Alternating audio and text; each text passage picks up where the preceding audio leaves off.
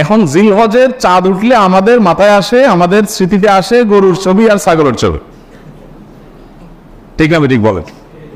কোরআনের পাতা, তসবির দানা, জায়নামাজ, দোয়া, চোখের পানি, এই স্মৃতিগুলো কি আমাদের মাথায় ভাসে?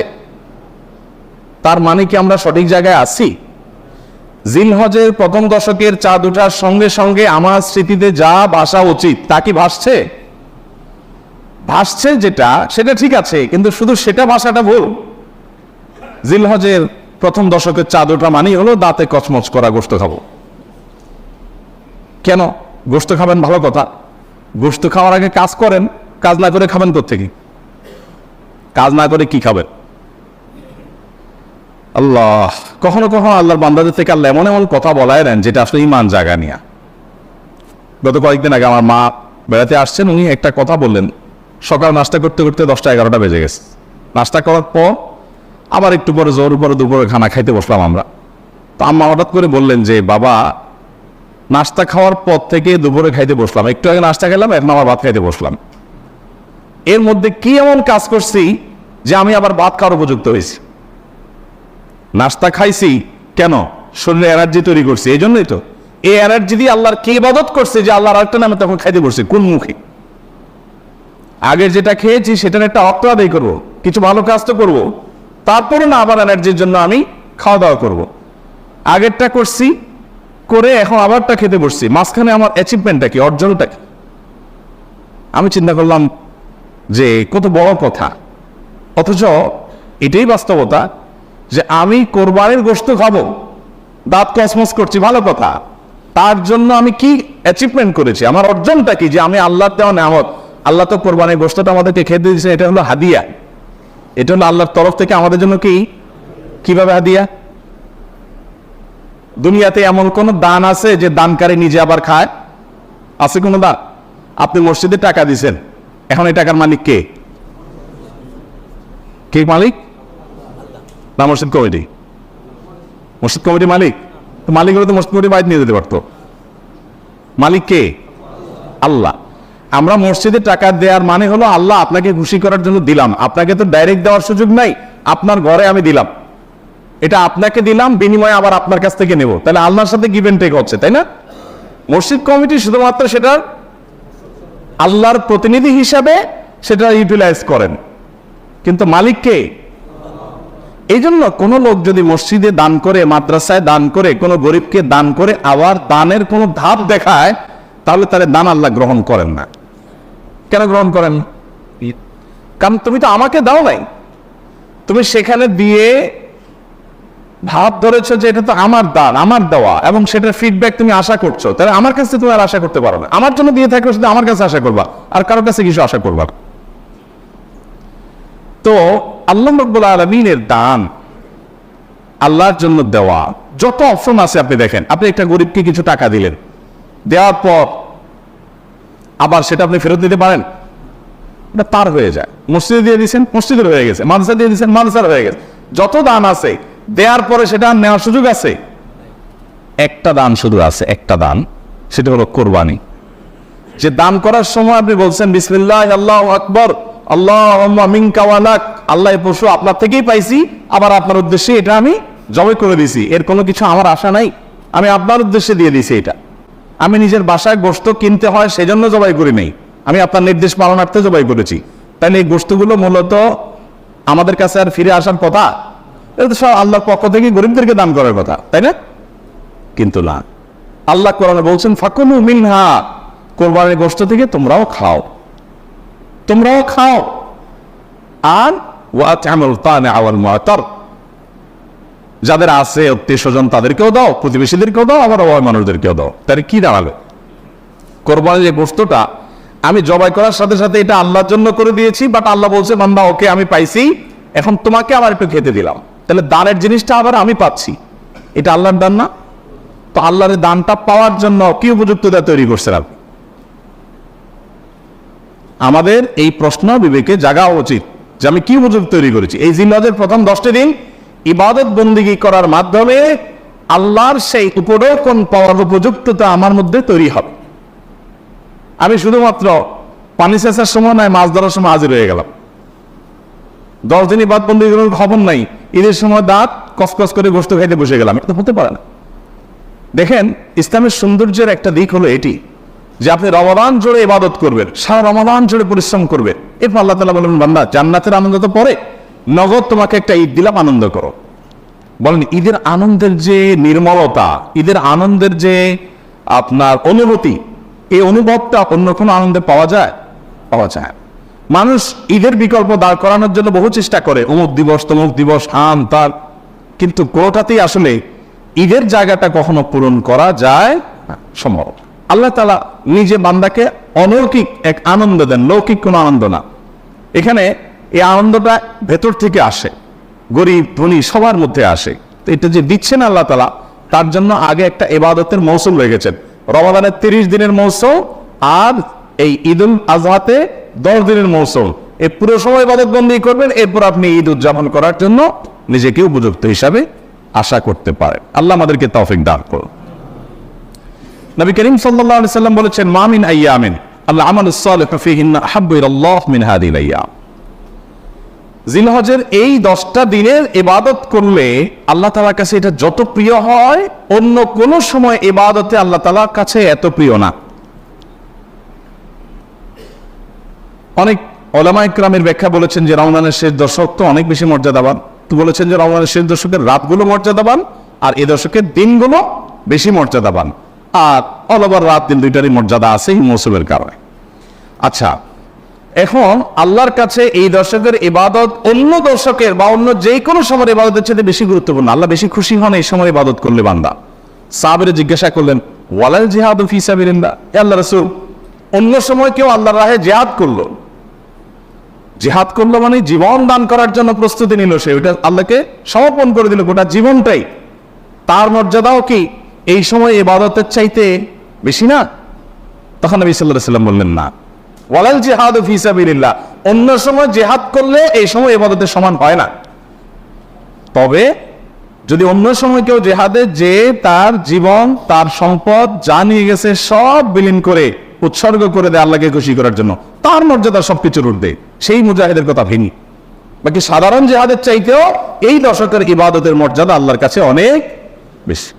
ভাইরা আমার, আমি খুব আকুতি করি সব জায়গায় সব সময় যে এই দশকের ইবাদত আমরা সাবকন্টিনেন্টের মানুষ আমরা জানি না। আমাদের মানুষকে জানাতে হবে, জানাবার জন্য কিছু কাজ করতে হবে। সাহাবীদের কেউ কেউ এই দশক শুরু হলে এই দশকের 10টা স্পেশাল আমল আছে, এই আমলগুলো করবার জন্য কেউ কেউ বাজারে চলে যেতেন, উদ্দেশ্য অন্যদেরকে জানানো, অন্যদেরকে জানানো। তো সেই দশকের আমলগুলো আমরা করবো তো ইনশাআল্লাহ। আমি সংক্ষেপে বলছি আমলগুলো কি কি। নাম্বার 1, আল্লাহকে বেশি বেশি স্মরণ করা, জিকির করা। আল্লাহ সুবহানাহু ওয়া তাআলা কোরআনে কারীমে বলেছেন যে উযকুরুল্লাহ ফি আইয়ামিন মা'দুদাত, নির্দিষ্ট দিনগুলোতে তোমরা আল্লাহর জিকির করো, বেশি বেশি স্মরণ করো, আল্লাহর স্মরণটা বেশি বেশি হবে। এখন স্মার্টফোন এটার এঙ্গেজমেন্ট আমাদেরকে আল্লাহর স্মরণ তো পরের কথা, দুনিয়ার অন্য কোনো কিছু স্মরণ করতে দেয় না। এজন্য এটা নিয়ন্ত্রণ করা ছাড়া মানুষ কখনো মুত্তাকি হওয়ার কোনো সুযোগ নাই। নেক্সট সূরাতে শয়তান আসে যে আমি তো ওয়াজ শুনি মোবাইলে, নেক্সট সূরাতে শয়তান আসে আমি তো কোরআন তেলাওয়াত শুনি। আরে ভাই, ওয়াজ শুনুন আর কোরআন তেলাওয়াত শুনুন, প্রত্যেকটা জিনিস একটা লিমিটেশন আছে। ফরজ নামাজ চলে যাচ্ছে, আপনি মোবাইলে কোরআন তেলাওয়াত শুনতেছেন, সব হবে না গুনাহ হবে। আপনি ওয়াজ শোনার নাম দিয়া আজেবাজে জিনিসও দেখছেন, চান্সে এসে যাচ্ছে চোখের সামনে, ক্লিক করে দেখে ফেলছেন, তাহলে আপনার জন্য এই মোবাইল টেপাই জায়েজ নাই, কারণ আপনি নিয়ন্ত্রণ করতে পারেন না, আপনি নিজেকে কন্ট্রোল করতে পারেন। ভাইরা আমার, এই দশকে আল্লাহর স্মরণ যেন হয়, সেজন্য অন্য সময়ের মতো বিশেষভাবে স্মার্টফোনের নিয়ন্ত্রণ খুব বেশি জরুরি, খুব বেশি জরুরি। আল্লাহ আমাদেরকে তৌফিক দান। আল্লাহ স্মরণ কিভাবে করবেন? যত প্রকার জিকির আছে সেগুলো করবেন, কোরআন তেলাওয়াত, সকাল সন্ধ্যার জিকির, উঠতে বসতে জিকির, দোয়া, সেগুলো পড়বেন বেশি বেশি, আর স্পেশালি বিশেষভাবে। অতএব এই দশকে যে আল্লাহর জিকির করবেন, এই জিকিরের অংশ হিসাবে আল্লাহর এই নিয়ামতগুলো চিন্তা করবেন, মুখে জিকির করবেন। এক। দ্বিতীয় আমল হলো সাধারণ নেক আমলগুলো বেশি বেশি করবেন। সাধারণ নেক আমল যেমন কোরআন তেলাওয়াত করা, দান সাদাকা করা, নফল রোজা রাখা, তাসবিহ তিলাওয়াত করা, ভালো কথা বলা, সৎ কাজের আদেশ দেওয়া, অসৎ কাজ থেকে বাধা প্রদান করা, এই রুটিন ভালো কাজগুলো, নরমাল ভালো কাজগুলো পরিমাণে বেশি বেশি বেশি বেশি করতে থাকবে। 3 নম্বর আমল হলো গুনাহের কাজ এই 10 দিন অন্তত অন্য সময়ের চাইতে একটু হলেও কমাবার চেষ্টা করবেন, গুনাহের লাগামটা ধরার চেষ্টা করবেন। কারণ এই দশক মর্যাদার দশক, এই দশক আমলের দশক। অতএব এই টাইমে গুনাহ করলে অন্য টাইমে গুনাহের চাইতে বেশি ভয়াবহ হবে, এটা কমাবেন। 4 নম্বর আমল হলো যাদের হজের সামর্থ্য আছে তারা হজ করবেন। 5 নম্বর আমল হলো যাদের কোরবানি করার সামর্থ্য আছে তারা কোরবানি করবেন। 6 নম্বর আমল হলো যারা কোরবানি করার নিয়ত করেছেন জিলহজে চাঁদ ওঠার আগে আগে চুল, নখ, গোপ, অবাঞ্ছিত লোম ইত্যাদি কেটে ফ্রেশ হয়ে এই 10 দিন আর সেগুলো কাটবেন না, এটা করবেন হলো কোরবানির পরে। তাহলে জিলহজে চাঁদ ওঠার সম্ভাবনা সোমবার সন্ধ্যায়, সোমবার দিনের বেলার মধ্যে এগুলো সব ফ্রেশ করে আপনি অপেক্ষা করবেন কিসের জন্য? কোরবানির জন্য। এই 10 দিন পর্যন্ত আর নখ কাটবেন না, চুল, গোপ কোনো কিছু কাটবেন না। এটা কোরবানি যিনি করবেন তিনি করবেন। যদিও কোনো কোনো বর্ণনার আলোকে বোঝা যায় যারা কোরবানি করবেন না তারাও যদি এটা করেন তাদেরকে আল্লাহ তাআলা আজর দান করবেন। তাহলে কত নম্বর আমল গেল? 7 নম্বর আমল হলো তাকবীর, তাহমিদ, তাহলিল বেশি বেশি পড়া। ফাকফিরু ফিহিন্না মিনাত তাকবীরি ওয়াত তাহমিদি ওয়াত তাহলিল। নবী সাল্লাল্লাহু আলাইহি সাল্লাম বলেছেন এই দশক যখন শুরু হবে তখন তোমরা বেশি বেশি তাকবীর বলবে, মানে আল্লাহু আকবার বলবে, বেশি বেশি তাহলিল বলবে, বেশি বেশি তাহমিদ বলবে, লা ইলাহা ইল্লাল্লাহ বলবে, আলহামদুলিল্লাহ বলবে। এই জন্য এই 10 দিন পুরো সময় জুড়ে এটা করবেন। ওই যে বলছিলাম শুরুতে সাহাবীর কথা, একজন সাহাবী এই দশক শুরু হলে বাজারে যেতেন, শুধু কি জন্য? এই আমলটা করার জন্য। বাজারে যে সবাই বাজারে কেনাকাটায় ব্যস্ত, উনি যাই উচ্চস্বরে বলতেন আল্লাহু আকবার, আল্লাহু আকবার, লা ইলাহা ইল্লাল্লাহ, আল্লাহু আকবার, আল্লাহু আকবার, ওয়া লিল্লাহিল হামদ। এই উনি বাজারে গিয়ে বলতেন। উদ্দেশ্য কি? অন্যদের যত স্মরণ। এখন আপনি গুগলেতে তো একটা দোকান আছে অথবা চিটাগাঙ্গে বাজার আছে, আপনি বাজারে যায় সবাই কেনাকাটা খুব সিরিয়াস মুডে আছে, আপনি যাই যদি সেখানে জোরে জোরে বলেন আল্লাহু আকবার, আল্লাহু আকবার, লা ইলাহা ইল্লাল্লাহ, আল্লাহু আকবার, আল্লাহু আকবার, ওয়া লিল্লাহিল হামদ, কি হবে দৃশ্যটা বলেন তো? এটা আপনি তো বলেন সবার মধ্যে, অনেক লোক বাজারে মাজারে জমজমাট, আপনি যাই জোরে জোরে এটা বললেন, কি করবে সবাই?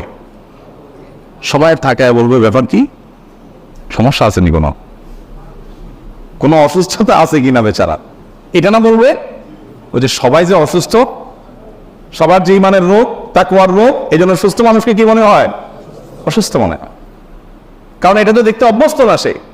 আমি এই জন্য বলি ভাই, এই সুন্নতটা ওই সাহাবীর সুন্নাত জিন্দার নিয়তে একটু দোকানে যায়, যা সবাই চা খাচ্ছে একটু একটু চিৎকার করে বলার দরকার, একটু জোরে বলেন যা তারা শুনে। যদি দেখেন যে তারা অন্যভাবে তাকাচ্ছে, বুঝতেছে না, পিঠে হাত দিয়ে সুন্দর করে একটা মুস্কি হাসি দিয়ে বলেন ভাই এই দর্শকে বেশি বেশি তাকবীর পড়তে হয়, তো এই জন্য আমি একটু জোরে বললাম যাতে আপনার স্মরণ হয়। দেখবেন সেখান থেকে অনেকের বিবেক খুলে গেছে, খুলে পড়বে ইনশাআল্লাহ। চেষ্টা করা যাবে তো ইনশাআল্লাহ। তাহলে তাকবীর তাহমিদ তাহলিল জোরে পড়বেন। আমি প্রতি বছর আপনাদেরকে এই কথা শুনাই, এবছরও বলি, সেটা হলো মিডল ইস্টের বিভিন্ন দেশে দেখা যায়, বিশেষ করে সৌদি আরবে, সামাজিক সৌন্দর্য, বিভিন্ন গলিতে যখন ঢুকবেন জিলহজের এই 10 দিন আপনি দেখবেন তাদের গেটের ওখানে ছোট্ট একটা ওই যে ব্লুটুথ ডিভাইস লাগানো আছে, এখানে সারাক্ষণ তাকবীর সমুদ্র কণ্ঠে চলছে, আল্লাহু আকবার, আল্লাহু আকবার, লা ইলাহা ইল্লাল্লাহ, আল্লাহু আকবার, আল্লাহু আকবার, লিল্লাহিল হামদ। অথবা অন্য তাকবীর চলছে, আল্লাহু আকবার কাবীরা ওয়ালহামদুলিল্লাহি কাসীরা ওয়া সুবহানাল্লাহি ওয়া বিহামদিহি বুকরাতাও ওয়া আসীলা। সব জায়গা, দোকানে যাবেন, মার্কেটে যাবেন, এখন আস্তে আস্তে সৌদি আরব থেকে এগুলো হারায় যাচ্ছে, দুঃখজনক, কিন্তু ছিল এগুলো। এবং এখন অনেক জায়গা আছে যে দোকানদার ওই মৃদু কণ্ঠে এটা চালায় রাখছে। আর আমাদের ঈদুল আজহা আসছে, এখন জাগানাকা গানের চোটে আপনি হাঁটতে পারবেন না কখনো, ঠিক না বলেন? গরুর বাজার, ছাগলের হাট, গান চলে। এখানে আমি যখন বউ বলেছিলাম এইখানে যে বাজার হয়, আমি যাই থামাইছি 2 দিন, যাই সেখানে কমিটির লোকদেরকে ধরলাম, ভাই ঈদুল আজহা একটা ধর্মীয় দিবস, কাজটা ধর্মীয়, আর সেখানে আপনি জাগানাকা গান লাগায়া গরু বেচতেছেন, ছাগল বেচতেছেন। আল্লাহ তো বিবেক দিছে অন্তত, এখানে অন্য কিছু লাগান, এটা কি রে ভাই? আর আপনার গানের অত্যাচারে আশপাশে মানুষ ঘুমাইতে পারে না, থাকতে পারে না, এ কি মানুষ? এ কোনো মনুষ্যত্ব তো থাকার কথা না। 2 বার আমি গেছি শহরে, এবং যায়া তাদেরকে অনুরোধ করে হাতে পায়ে ধরে বুঝায় থামাইছি। সারা বাংলাদেশে এই চিত্র, আপনি কয় জায়গায় যাবেন যে জায়গা রাখা গান চলছে, চলার কথা তাকবীর তাহমিদ তাহলিল। তো আমরা চেষ্টা করবো তো ইনশাআল্লাহ তাকবীর তাহমিদ তাহলিল করার, বাচ্চাদেরকে শিখিয়ে দিব।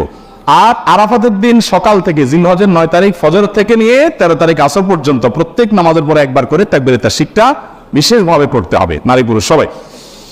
আর 9 নম্বর আমল হলো আরাফাত দিন রোজা রাখবেন। আরাফাত দিন রোজা রাখলে কি লাভ হবে? 1 বছর আগে আর 1 বছর পরে, অগ্রিম। পরের বছর যদি বাঁচেন সেটাও ছোটখাটো গুনাহগুন আল্লাহ তাআলা মাফ করে দিবেন। আর 10 নম্বর আমল হলো ঈদুল আজহার সকল সুন্নাতগুলো আদায় করবেন। চেষ্টা করবো তো আমরা ইনশাআল্লাহ। আল্লাহ আমাদের সবাইকে আমলের তৌফিক দান